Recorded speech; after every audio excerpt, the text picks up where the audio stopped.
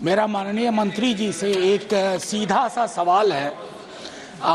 सीधा सा जवाब लेने की उम्मीद करता हूं कि क्या कोई इस प्रकार का प्रपोजल है कि किसानों की कर्ज माफी के लिए एक व्यापक फ्रेमवर्क बनाया जाए ताकि नॉन इंस्टीट्यूशनल लेंडर्स पे उनकी डिपेंडेंस खत्म हो सके।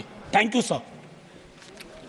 सभापति जी कह रहे हैं सिंपल सवाल पूछा है, मैं सिंपल जवाब दे रहा हूं। माननीय सभापति महोदय, हमारी जो योजना है, मोदी जी की सरकार बहुत दूरदर्शिता से काम करती है।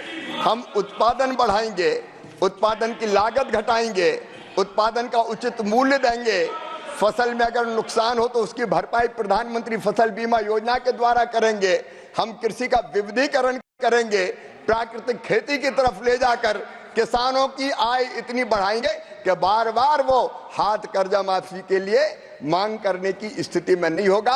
हम आय बढ़ाने पर विश्वास रखते हैं माननीय सभापति महोदय, ये सरकार निरंतर उसके लिए काम कर रही है। Shri Jairam Ramesh, fifth supplementary. Sir आज कई किसान संगठन संसद मार्च कर रहे हैं। प्रश्न पूछिए। कई किसान संगठन संसद मार्च कर रहे हैं। जयराम जी, मैं मंत्री जी से पूछना चाहता हूं लंबी बात हुई है कि 3 दिन पहले एक उच्च संवैधानिक पदाधिकारी ने हमारी किसानों की दर्द जयराम रमेश जी के सामने रखी। मैं मंत्री जी से पूछना चाहता हूं कि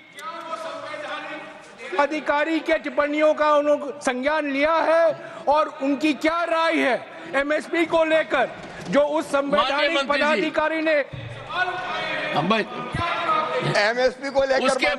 उसके पहले मैं बता दूं, माननीय मंत्री जी मेरे साथ थे, जाते समय भी थे, आते समय भी थे, और मैंने माननीय मंत्री जी के कहा और मैं आश्वस्त हुआ कि जिस आदमी की पहचान देश में लाडले के नाम से थी, अब वो किसान का लाडला होगा।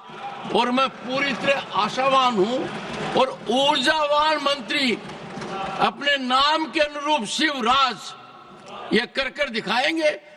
जयराम रमेश जी से मुझे उम्मीद थी कि वो कोई प्रश्न पूछेंगे, किसान को बड़ा अच्छा लगता यदि अगर एक बार भी एडजमेंट मोशन आता। आया नहीं। शिवराज जी बोलिए। माननीय सभापति महोदय, और आज मैंने आपका नामांकन कर दिया किसान के लाडले।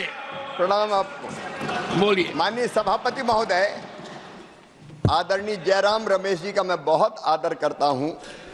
उन्होंने पूछा है कि एमएसपी के बारे में उनकी राय, मेरी राय क्या है। बहुत पवित्र राय है।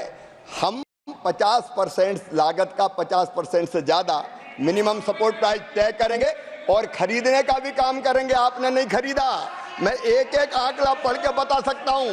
कांग्रेस की जब सरकार थी कभी एमएसपी पे आपने खरीद नहीं की। किसान खून के आंसू रोता था, लेकिन मेरे लिए किसानों की सेवा भगवान की पूजा है और यही मान के उनकी सेवा के काम में निरंतर लगे रहेंगे। एमएसपी पर किसानों को उत्पाद खरीदा है और अब भी पूरा उत्पाद खरीदेंगे और एक दिन में 2 दिन का काम करेंगे। और आपने जो अपेक्षा व्यक्त की है, मेरी कोशिश रहेगी संपूर्ण सामर्थ्य और क्षमता झोंक के काम करके अपने किसानों की सेवा कर सके और कृषि के परिदृश्य को और बेहतर बना सके। विकसित भारत का संकल्प लिया है प्रधानमंत्री नरेंद्र मोदी जी ने, उसी का एक रोड मैप कृषि में भी हमने बनाया है, उसको पूरा करने में कोई कसर नहीं छोड़ेंगे।